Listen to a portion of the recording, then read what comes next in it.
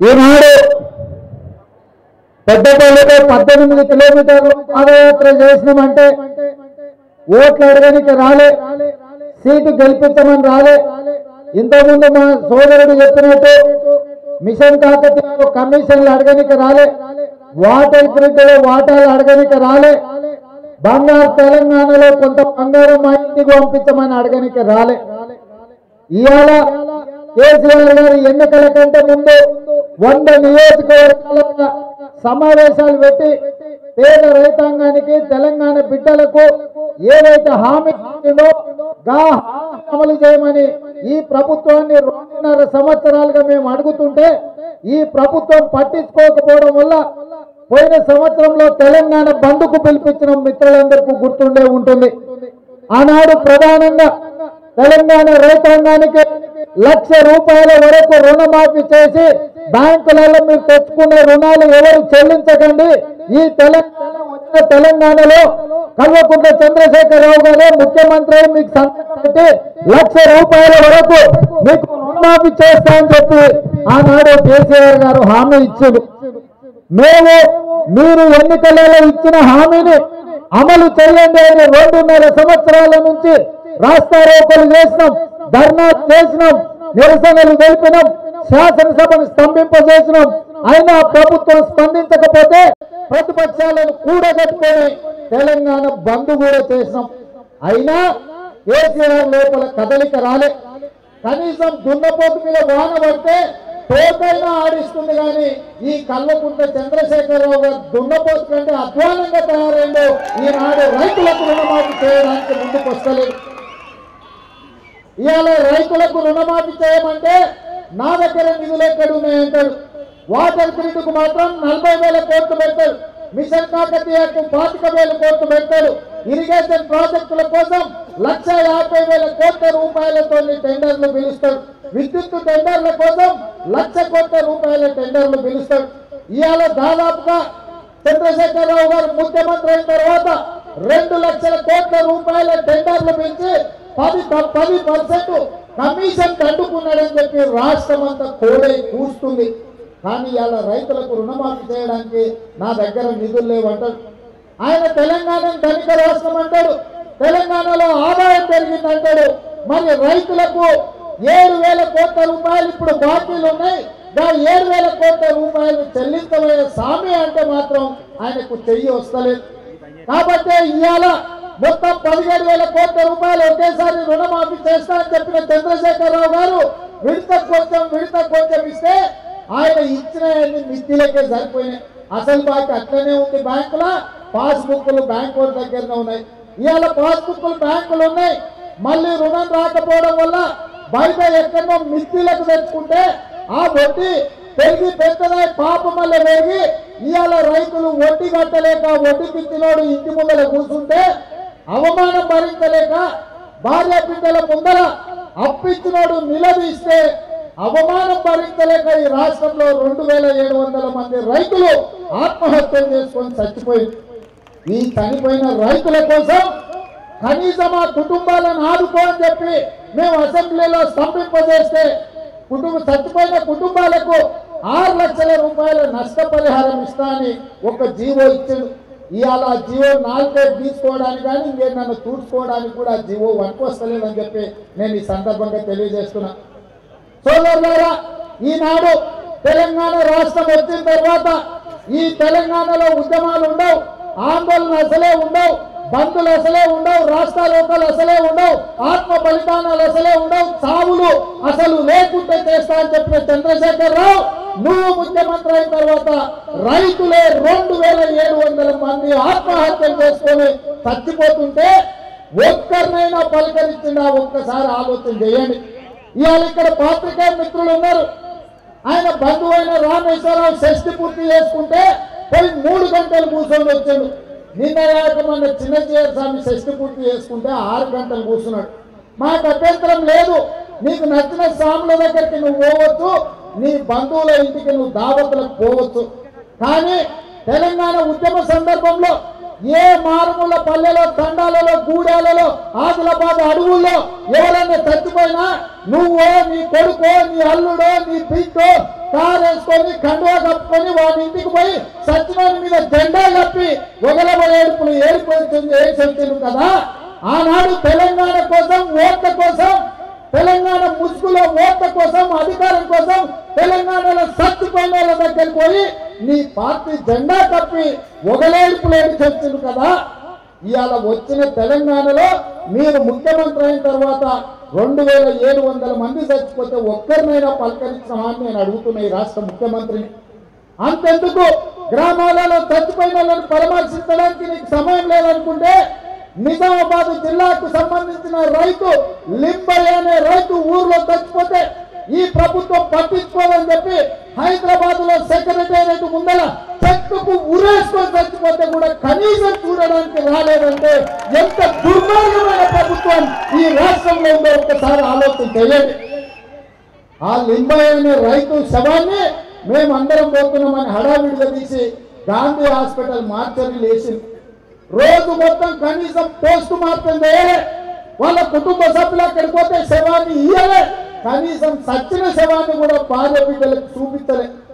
నేను కొడంగల్ నా నియోజకవర్గంలో ఉంటే అక్కడి నుంచి అప్పటికప్పుడు బయలుదేరి గాంధీ హాస్పిటల్కి వచ్చి ఆ లింబయ్య అనే రైతుకు పోస్ట్ మార్టం చేపించి 50,000 రూపాయలు ఆ కుటుంబానికి ఆర్థిక సహాయం చేస్తే ఆ వ్యక్తిని తీసుకెళ్లి దహన సంస్కారాలు చేసుకున్నారు. తర్వాత సిగ్గుమాలిన పోతారం నిజంగానే ఆయన మంత్రి అవ్వడం మన గ్రాచారం. ఆయన పోయి ఈ చచ్చిపోయిన ఇంటికి ఆర్టీఓ డిఎస్పీని పంపించి ఆయనంట దీర్ఘకాలికమైన రోగంతో చచ్చిపోయిన తప్పుడు రిపోర్టు తెప్పించాడు. ఇంత దుర్మార్గం ఉంది. ఇవాళ చచ్చిపోయిన రైతులకు నష్టపరిహారం ఎగ్గొట్టడానికి తన రాష్ట్రంలో రైతులు చావలేదని చూపించడానికి ఏ రైతు చనిపోయినా కూడా రకరకాల రోగాలతో చచ్చిపోయిందని చెప్పి తప్పుడు ప్రకటనలు ఈ రాష్ట్ర ప్రభుత్వమే చేస్తుందంటే ఈ రాష్ట్రాన్ని ఎలాంటి వాడు ఏలుతున్నాడో ఒక్కసారి ఆలోచన చేయండి అని చెప్పి పెద్దపల్లి బిడ్డలకు చెప్పడానికి ఇవాళ మీ దగ్గరకు వచ్చిన నేను సోదరులారా, నేను ఒకటే అడుగుతున్నా, పాత్రికేయ మిత్రులు కూడా ఆలోచన చేయాలి. తెలంగాణ మేధావులకు కూడా నేను విజ్ఞప్తి చేస్తున్నా. రాష్ట్రం వచ్చిన మొదటి సంవత్సరంలో చంద్రశేఖరరావు గారు 1,00,000 కోట్ల రూపాయల బడ్జెట్ ప్రవేశపెట్టిండు.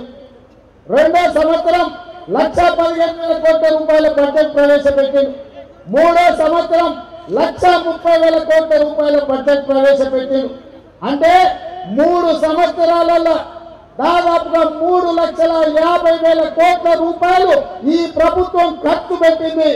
అదే కాకుండా 60 సంవత్సరాలలో 16 మంది ముఖ్యమంత్రులు 69,000 కోట్ల రూపాయలు అప్పులు చేస్తే మన ముఖ్యమంత్రి చంద్రశేఖరరావు గారు అయిన తర్వాత ఈ 2.5 సంవత్సరాలలో 1,07,000 కోట్ల రూపాయలు అప్పులు తెచ్చి పేదోడి నెత్తి మీద రుద్దిండు.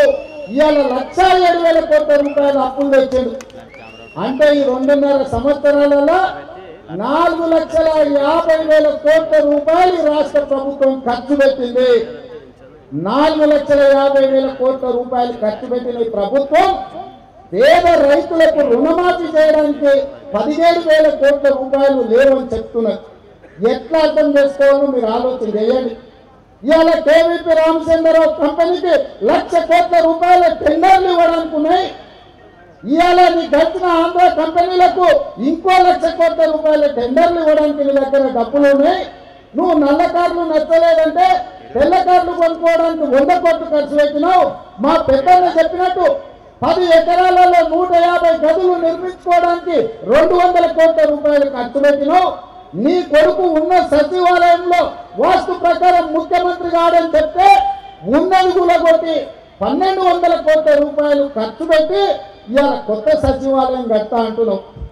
నేను అడుగుతున్న రాష్ట్ర ముఖ్యమంత్రిని, అయ్యా బడుగు బలైన దళిత గిరిజన మైనార్టీ వర్గాల బిడ్డలు 1,200 మంది ఆత్మ బలిదానాలు చేసుకున్నది ఈ రాష్ట్రంలో ఉండే 4 కోట్ల ప్రజలు బాగుపడాలని, ఇంటికో ఉద్యోగం రావాలని, పేదోడికి డబుల్ బెడ్రూమ్ ఇల్లు రావాలని, దళితులకు 3 ఎకరాల భూమి కావాలని, గిరిజనులకు 12% రిజర్వేషన్ కావాలని, మైనార్టీలకు 12% రిజర్వేషన్ కావాలని చచ్చిపోతే ఎవరికేమి చేయలేదు. కానీ నువ్వు నీ కుటుంబంలో నలుగురు కోసం మాత్రం 100 కోట్ల రూపాయలు ఖర్చు పెట్టుకుంటావా అని నేను అడుగుతున్నా ఈ రాష్ట్ర ముఖ్యమంత్రిని. కాబట్టి ఇవాళ సోదరులారా, దండం పెడితే వినే పరిస్థితి లేదు, కాళ్ళు పట్టుకుంటే ఇదిలించుకునే పరిస్థితి ఉన్నది. కాబట్టి ఈ రాష్ట్ర ప్రభుత్వాన్ని జుట్టు పట్టుకొని నిలదీయాల్సిన అవసరం ఉన్నది. జుట్టు పట్టుకుందామని ఇవాళ పెద్దపల్లి చౌరస్తలకు మీ దగ్గర కూర్చున్నాయని చెప్పి నేను ఈ సందర్భంగా సోదరులకు తెలియజేస్తున్నా. మేము రైతుల కోసం పాదయాత్ర చేస్తుంటే, రైతు రుణమాఫీ కోసం పాదయాత్ర చేస్తుంటే కేంద్ర ప్రభుత్వం ఇచ్చిన 790 కోట్ల రూపాయల ఇన్పుట్ సబ్సిడీ నువ్వు ఇవ్వకపోయినావు, అమ్మ పెట్టదు అడుక్కొని అన్నట్టుగా కేంద్ర ప్రభుత్వం 790 కోట్ల రూపాయలు రైతులకు ఇన్పుట్ సబ్సిడీ పేరు మీద రాష్ట్ర ప్రభుత్వానికి ఇస్తే 6 నెలలైంది. ఆ నిధులు దారి మళ్లించి ఆంధ్ర కాంట్రాక్టర్లకు బిల్లులు చెల్లించాడు, రైతులకు మాత్రం ఇన్పుట్ సబ్సిడీ ఇస్తలేదు. ఈ మధ్యకాలంలో నకిలీ విత్తనాల బెడద రాష్ట్రంలో విచ్చలవిడిగా ఉన్నది. ఇవాళ మిర్చి రైతులు, మొక్కజొన్న రైతులు, సోయాబీన్ రైతులు నకిలీ విత్తనాల వల్ల దాదాపుగా రాష్ట్రంలో 15 లక్షల ఎకరాల పంట నష్టం జరిగితే ఒక్క ఎకరా కూడా ₹1 ఇవ్వకుండా ఈ రైతుల పట్టగొట్టున్న ప్రభుత్వాన్ని నిలదీయడానికి ఈరోజు నేను ఇక్కడికి వచ్చినా, మీ దగ్గరకు వచ్చినా అని తెలియజేస్తున్నా. పీడీ యాక్ట్ పెట్టి కంపెనీలను తీసి లోపల వేసి వాళ్ళ ఆస్తులను జప్తు చేసి రైతులకు నష్టపరిహారం ఇవ్వాల్సింది పోయి ఆ కంపెనీలకు నోటీసులు ఇచ్చిన కమిషనర్ను బదిలీ చేసే పరిస్థితి వచ్చింది ఈరోజు ఈ రాష్ట్రంలో. కాబట్టి సోదరులారా, ఇవాళ తెలుగుదేశం పార్టీ డిమాండ్ చేస్తుంది, రైతులకు తక్షణమే రుణమాఫీ చేయాలి. కేంద్ర ప్రభుత్వం ఇచ్చిన 790 కోట్ల రూపాయల ఇన్పుట్ సబ్సిడీని రైతులకు పంచిపెట్టాలి. నకిలీ విత్తనాలతో నష్టపోయిన 15 లక్షల ఎకరాల రైతులకు ఎకరాకు 40,000 రూపాయల ప్రకారం నష్టపరిహారం ఇవ్వాలి. నకిలీ విత్తన కంపెనీల యజమానుల మీద పీడీ యాక్ట్ పెట్టాలి. వాళ్ళ ఆస్తులను జప్తు చేసి వాళ్ళ ఆస్తులను రాబట్టాలి. ఈ రాష్ట్ర ప్రభుత్వంలో 2,700 మంది చనిపోయిన రైతులకు ప్రతి కుటుంబానికి 6 లక్షల రూపాయల నష్టపరిహారం ఇవ్వాలి.